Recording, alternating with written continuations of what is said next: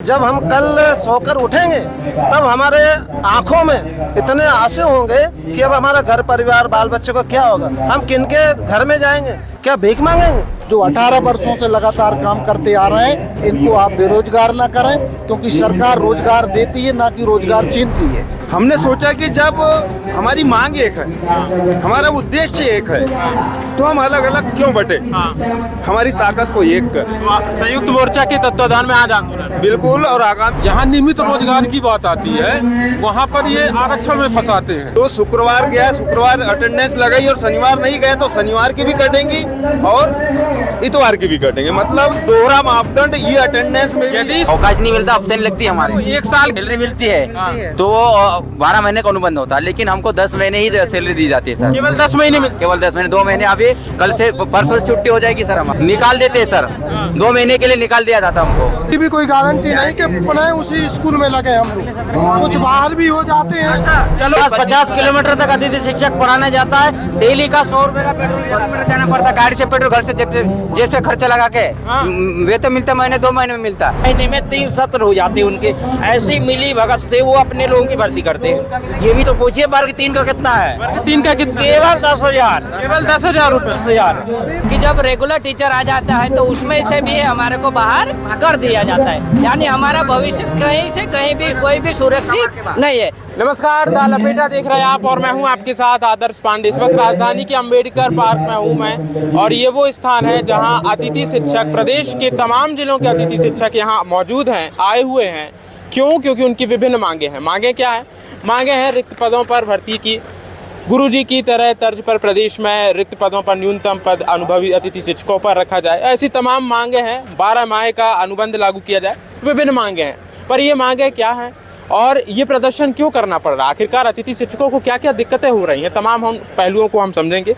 आपका मैं सबसे पहले परिचय, फिर मैं सुनील सिंह परिहार, प्रांताध्यक्ष अतिथि शिक्षक समन्वय समिति। आज आप लोग प्रदर्शन कर रहे हैं, क्या क्या मांगे हैं, क्या क्या आपको दिक्कतें हो रही हैं अतिथियों को? 30 अप्रैल को मध्य प्रदेश के 1.25 लाख अतिथि शिक्षकों को सरकार बेरोजगार करने जा रही है, जबकि सरकार ने वादा किया था कि हम आपको स्थायी रोजगार देंगे।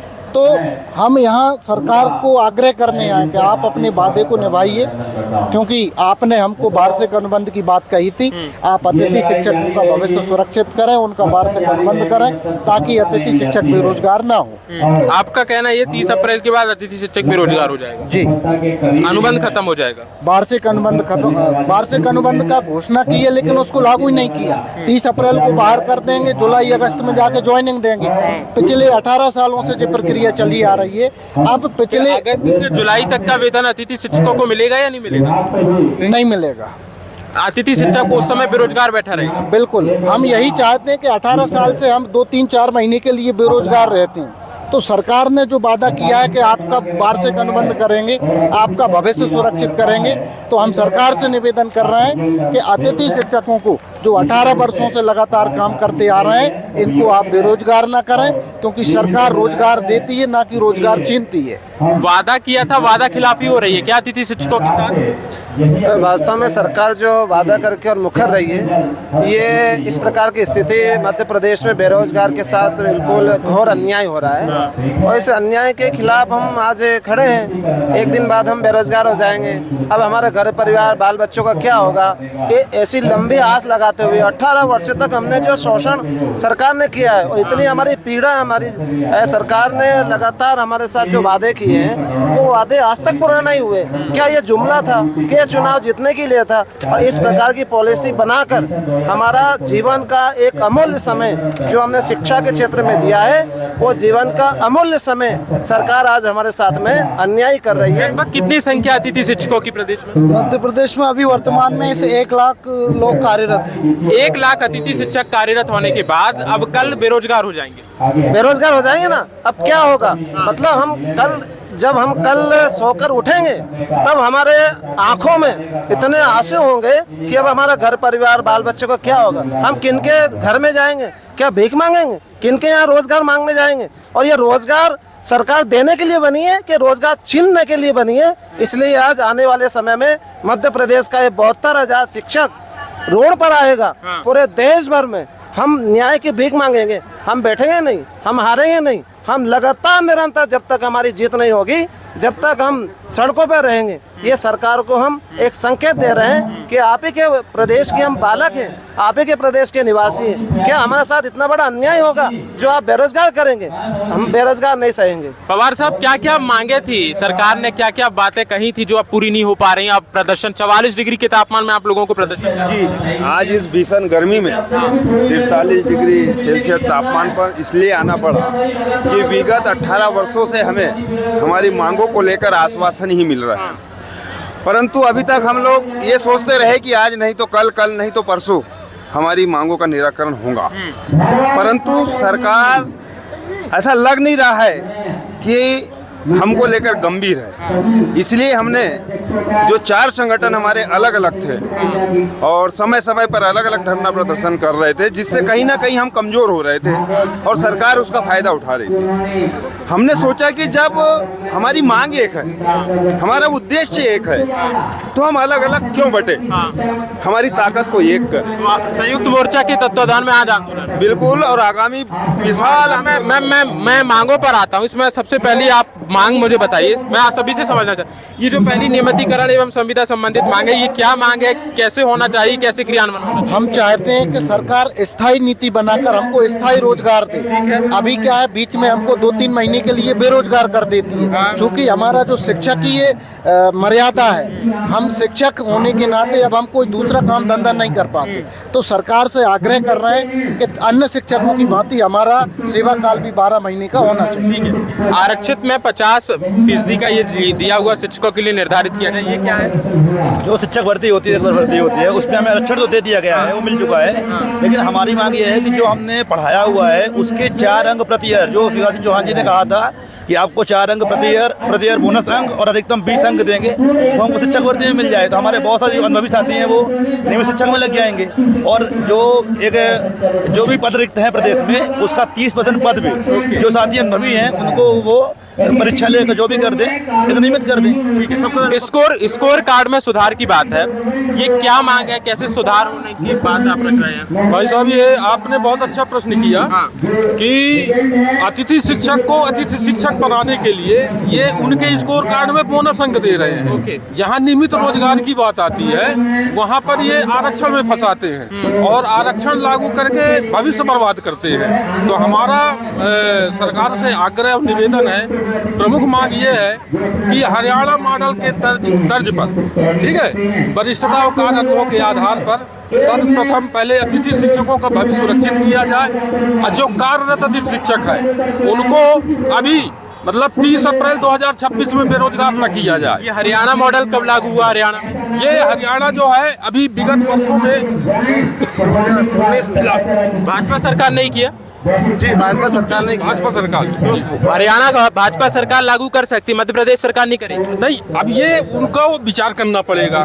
जब वहाँ भी हरियाणा में भी भाजपा सरकार है तो यहाँ भी भाजपा सरकार है। तो ये स्कोर कार्ड की बात है, ये बात क्या परमानेंट शिक्षक जो है उसके साथ भी है? उसमें नहीं, वो परमानेंट अलग है। ये गेस्ट टीचर अतिथि शिक्षक जो है उसके लिए स्कोर कार्ड बनाया जाता है ना।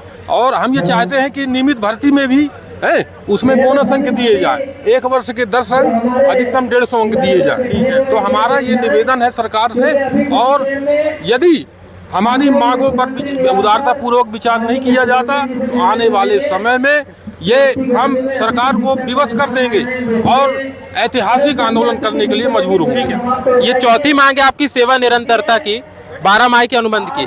12 माह के अनुबंध में तो चर्चा हुई, जो जिस अनुबंध में 9 माह के अनुबंध में जो काम कर रहा है शिक्षक, उसमें क्या शिक्षकों को वेतन समय पे मिलती है? समय पे वेतन तो मिलता ही नहीं है, 2 महीने 4 महीने में मिलता है पर्याप्त वेतन। 1 साल का तो अनुबंध मिला भी नहीं, उसमें वेतन भी नहीं मिल रही। वेतन में कट जाता है, वेतन कटता है, समय से वेतन मिलता नहीं है। और हम नहीं मांग रहे हैं, सरकार ने ही, मुख्यमंत्री जी ने ही दिया है 12 माह का वेतन और अनुबंध का। हाँ, शिवराज सिंह चौहान बाकायदा कह के गए थे। और ये सभी राज्यों में है, मध्य प्रदेश में भी होना चाहिए। कहाँ हम कोई सरकार के अंदर फिर चाहे स्थायी अंदर हो या ना हो, लेकिन सामाजिक सुरक्षा तो मिलनी चाहिए, चाहे कोई भी कर्मचारी हो। लेकिन एक अतिथि शिक्षक, गुरु शिक्षक को भी नहीं मिल पा रही, तो किसे मिल पा रही होगी? बिल्कुल, हम भी सरकार से यही आग्रह कर रहे हैं कि आपने हमको स्थायी रोजगार देने का वादा किया था, ना कि आपने हमारी वर्षों की सेवा के बाद बेरोजगार करने का वादा किया था। सरकार अपने वादे को निभाए, अतिथि शिक्षकों का वार्षिक 12 माह का सेवा काल करे।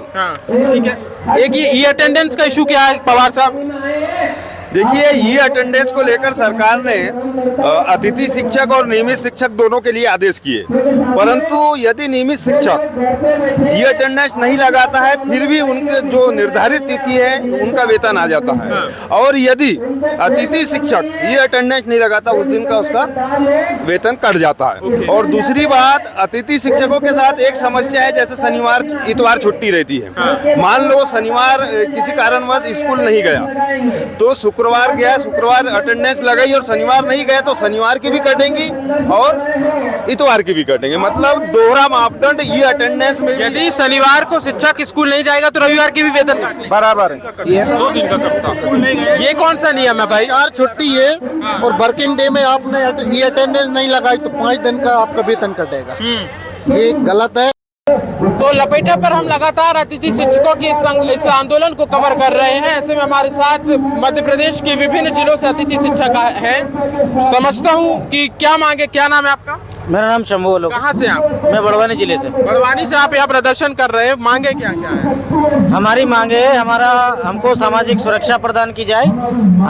हमारी जो सेवाएं है 12 माह तक ली जाए और 62 वर्ष की आयु तक हमारी सेवा। सामाजिक सुरक्षा में क्या क्या मांगे? सामाजिक सुरक्षा में यह है कि 12 माह का सेवा काल होना चाहिए और जो हमारे शासकीय अवकाश है वो हमें मिलना चाहिए, क्योंकि आज तक हमें ना तो 12 माह का सेवा काल मिला है और ना ही एक भी अवकाश मिलता है। अवकाश नहीं मिलता अतिथि शिक्षकों को? नहीं मिलता, अवकाश नहीं मिलता है। आप कहाँ से? बड़वानी जिले से। बड़वानी से ही है। अवकाश नहीं मिलता। अवकाश नहीं मिलता, अफसेन लगती है हमारे। 1 साल के अनुबंध की बात होती, वो क्या रहता है अतिथि शिक्षकों के साथ जी? अनुबंध क्या रहता है 1 साल का? अनुबंध 12 महीने अगर सैलरी मिलती है तो 12 महीने का अनुबंध होता है, लेकिन हमको 10 महीने ही सैलरी दी जाती है सर। केवल 10 महीने में? केवल 10 महीने। 2 महीने अभी कल से परसों से छुट्टी हो जाएगी सर हमारी। कब तक छुट्टी रहेगी अतिथि शिक्षक? 2 महीने की सर। तो छुट्टी रहे तो रहे, लेकिन वेतन तो मिले? वेतन नहीं मिलता है सर, वेतन नहीं मिलता है। सबको अदल कर देते हैं। 30 अप्रैल से अतिथि शिक्षक बेरोजगार बाहर निकाल देते हैं सर। 2 महीने के लिए निकाल दिया जाता हमको। फिर उसके बाद क्या प्रक्रिया रहती है? अगले सत्र ये भी कोई हमको ये भी सुरक्षा नहीं रहती है। उसकी भी कोई गारंटी नहीं कि पुनः उसी स्कूल में लगे हम लोग, कुछ बाहर भी हो जाते हैं। अच्छा चलो, 9 महीने किया काम पर वेतन समय पे मिला नहीं, समय पे वेतन नहीं मिलता है, 2-3 महीने बाद मिलता है कभी कभी। जैसे 30 अप्रैल तक का वेतन कब मिलेगा? ये मध्य प्रदेश में एक ही प्रजाति है जिसको 2 महीने तक ना तो भूख लगती है, ना उनकी परिवार है, ना उनका कुछ होता है, क्योंकि 2 महीने तक उनको कुछ खर्चे लगता ही नहीं है। वो प्रजाति है अतिथि शिक्षक। हाँ, मध्य प्रदेश की सरकार में तो कई प्राइवेट स्कूल हैं जो छुट्टियों में भी वेतन देते हैं, गर्मी की छुट्टी का, ग्रीष्मकालीन अवकाश का। फिर सरकार की तरफ से अतिथि शिक्षकों को वेतन नहीं मिलता? नहीं, सरकार की तो फिर परमानेंट शिक्षकों को भी नहीं मिलता होगा? नहीं सर, मिलते हैं उनको तो 70-80 हज़ार मिलते हैं ना सर। 80,000 फिर मिलते हैं उनको सैलरी। अवकाश नहीं मिल जाता उनको परमानेंट को। उनको अवकाश भी मिलेगा, वेतन भी मिलेगा? वेतन मिलता है, हमारे को नहीं मिलता। अवकाश भी मिलता है, पेमेंट भी सही टाइम पे मिलता है। अच्छा, पोस्टिंग घर के नजदीक तो होती होगी अतिथि शिक्षक? नहीं सर, दूर भी हो जाते हैं, दूर भी रहती सर। 50 किलोमीटर तक अतिथि शिक्षक पढ़ाने जाता है। डेली का 100 रुपए का पेट्रोल जाना पड़ता है, गाड़ी से पेट्रोल, घर से जेब से खर्चा लगा के वेतन मिलता, महीने 2 महीने में मिलता। तो वेतन 2-2 महीने में मिलेगा। और दूसरा, जब नौकरी करने जाना है तो वही 50 किलोमीटर दूर, 50 किलोमीटर से भी ज्यादा जाते हैं। क्योंकि पास में तो स्कूल होंगे, वहाँ पोस्टिंग कर दें। भाई ऑनलाइन वैकेंसी खुलती हैं, ऑनलाइन हम लोगों की नियुक्ति करते हैं, तो जिसको जहाँ स्कूल मिलेगा वहीं जाना पड़ेगा। अच्छा ये बताइए, अतिथि शिक्षकों के चयन में पारदर्शिता रहती है? हाँ, पारदर्शिता रहती है, पारदर्शिता रहती है। जिसका ज्यादा अंक रहेंगे उसी को मिलेगा। भाई साहब, मैं पारदर्शिता के बारे में बता दूं आपको, तो बहुत एक हास्यप्रद स्थिति है कि कई हमारे अधिकारी मिली भगत के तहत अप्रैल माह में ज्वाइनिंग करवाते अपने लोगों की। तो 30 दिन का महीना अप्रैल का होता है, तो एक सत्र मान लिया उसका। अगले दूसरे सत्र से जुलाई से अप्रैल तक मतलब मार्च तक दूसरा सत्र और अप्रैल आ गया तीसरा सत्र, मतलब 12 महीने 13 महीने में 3 सत्र हो जाते हैं उनके। ऐसी मिली भगत से वो अपने लोगों की भर्ती करते हैं। जो इसमें रसूखदारों का रसूख चलता है कि नहीं चलता? बिल्कुल चलता है, बिल्कुल चलता है। चलता है, ऐसी कई समस्याएं आती है। ये ई अटेंडेंस की समस्या क्या है आप लोगों के साथ? ई अटेंडेंस की समस्या, अतिथि शिक्षकों को समय पर मानदेय नहीं मिलता। यदि वो ई अटेंडेंस लगाएगा, अब उसको मिलता है 14,000 में वो अपने है। ये अटेंडेंस से ही वेतन जनरेट होता है हम लोग। यदि हम लोग बाई चांस ये अटेंडेंस नहीं डाल पाए तो हम लोगों का उस दिन का वेतन कट जाएगा। ये अटेंडेंस में तो कभी कभी सर्वर का इशू रहता है। हाँ होता है, सर्वर इशू आ जाता है, लोड आ जाता है उनके सर्वर पर।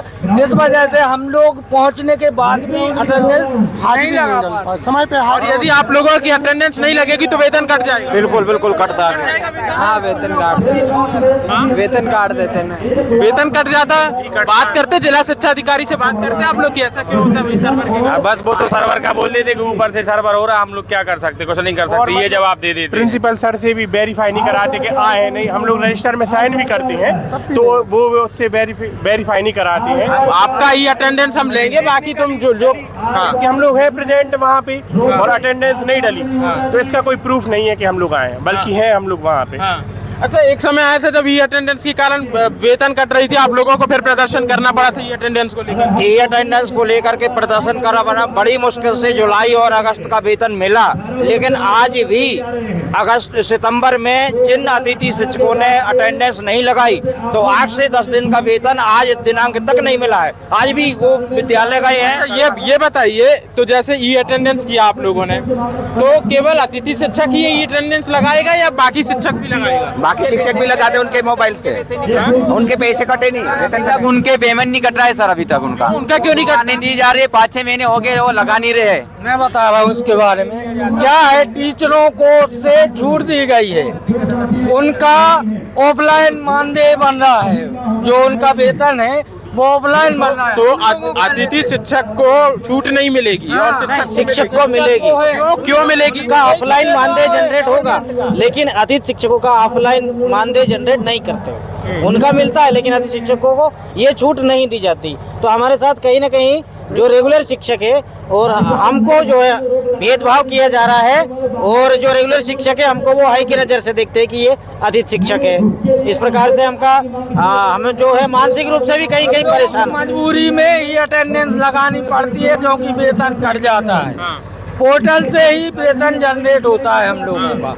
बाकी टीचर जो रेगुलर टीचर है उनका ऑफलाइन। एक अतिथि शिक्षक का वर्ग 1 का सबसे अधिक वेतन होगा। क्या वेतन है वर्ग 1? 18,000। 18,000 में घर चलेगा अतिथि शिक्षक? नहीं चलेगा सर, आप खुद बता दीजिए। आज की महंगाई के समय में 18,000। आपने तो वर्ग 1 का पूछ लिया 18,000, ये भी तो पूछिए वर्ग 3 का कितना है। वर्ग 3 का कितना? केवल 10,000। केवल 10,000 रुपए। और ये आपके महीने में मिलता, 3 महीने में मिलता, वो भी आपके 3 महीने में तीनों महीने का इकट्ठा मिलेगा या पुराने महीने का मिलेगा? मिलेगा 1 महीने का और रख लेंगे वो। ऐसा है? हाँ रहता है सर, कितने महीने का मिल रहा है वो फिक्स नहीं रहता है, लेकिन कभी 3-4 महीने भी हो जाते हैं। 4 महीने का। 4 महीने का क्या लेबर वगैरह का काम चलता है क्या अतिथि शिक्षकों में? लेबरों से भी अधिक भेदभाव होता है सर। अतिथि शिक्षक आज के दिन में मजदूरी दिहाड़ी काम कर रहा है, उनको न सामाजिक सुरक्षा है न किसी प्रकार का अवकाश दिया जा रहा है। और बहुत सी जो भी जो रेगुलर शिक्षक को जो उनको जो मिलता है कहीं कहीं अटेंडेंस में या और अवकाश सब मिलता है, लेकिन अतिथि शिक्षकों को नहीं मिलता। मेन मांग ये है, वेतन आप भले ही 2 महीने में दे दें, लेकिन हम लोगों का पद स्थायी कर दें, हमारे पद से हमें पृथक न किया जाए। सेवा काल लागू कर दे हमारा, बस 12 माह का सेवा काल लागू कर दे। कितने महीने का सेवा काल लागू? 10 महीने का रखते हैं। 2 महीने 12 में 1 साल का 9 महीने का 9 महीने हमारी 9 महीने की सैलरी मिलती है। ज्वाइनिंग तो जुलाई लास्ट में हुई थी। तो 9 महीने हुई, पैसे मिलते नहीं, जुलाई के नहीं मिला। आधे महीने के पैसे मिले थे। आधे महीने ऐसा रहता है? मतलब आपकी ज्वाइनिंग यदि जुलाई से हुई, नहीं उस सत्र में हुई, तो उसमें आधे महीने का वेतन मिलेगा जुलाई का? 1 तारीख से जाना पड़ता है, लेकिन आदेश नहीं आता है करके उन्होंने हमारा जुलाई महीना भी खा जाते हैं। तो जब आदेश नहीं आता तो बुलाते क्यों? तो पहले ही बुला लेते 1 महीना, आप आओ, हमारे बच्चों का जो शिक्षण व्यवस्था खराब हो रही है पृथक कर देंगे आप। हाँ, हमको ऐसा बोल देते वो प्रधान पाठक लोग। फ्री में सेवा देते हैं 1 महीना। तो आप लोग मीडिया बंधु से निवेदन है कि आप सरकार से पूछिए कि आप सरकार जो देश का भविष्य बना रही है उनका शोषण। ऐसी अनियमितताओं पर तो हम लगातार सवाल करते रहे हैं और करते रहेंगे। तो अचानक 3 महीने से उनको क्यों निकाल देती है? इस संविधान में भी निकाल कुछ नहीं है, फिर भी क्यों निकालती है? किस तहत निकाल देती है, ये पूछना है। मांगे नियमितीकरण, यानी हमारे को रेगुलर टीचर भी आ जाता है तो हमको है ना बाहर नहीं किया जाए। जैसे रेगुलर टीचर आता है तो हमारे जो 2 महीने की छुट्टी होती है उसमें भी हमारे को जो 1 महीना रहता है वो भी आधे महीने की हमारे को तनख्वाह मिलती है, यानी हमें टोटल मिलाकर 9.5 महीने की हमारे को सैलरी दी जाती है। और फिर जो 2.5 महीने रहते हैं उसकी सैलरी नहीं मिल जाती, और उसमें भी हमारे को ये दिया जाता है कि जब रेगुलर टीचर आ जाता है तो उसमें से भी हमारे को बाहर कर दिया जाता है, यानी हमारा भविष्य कहीं से कहीं भी कोई भी सुरक्षित नहीं है। तो हमारे को सरकार से यही निवेदन है कि हमारा भविष्य सुरक्षित करे, कि कुछ भी करे, हमारी विभाग की परीक्षा ले या फिर हरियाणा मॉडल लागू करे और हमारा भविष्य जो है वो सुरक्षित है। मेरा मुरली आर्य, बड़वानी डिस्ट्रिक्ट। तो मैंने आपको यहाँ मध्य प्रदेश के विभिन्न जिलों से जो अतिथि शिक्षक आए थे उनमें से कुछ लोगों से मैंने बातचीत की, आपको तस्वीर साफ की और दिखाया कि असल समस्या क्या है और उस समस्या का क्या समाधान होना चाहिए। अतिथि शिक्षकों की इन बातों को लेकर के, इन मांगों को लेकर के सरकार को क्या कदम उठाना चाहिए, लपेटा के कमेंट बॉक्स पर अपनी राय जरूर साझा करें।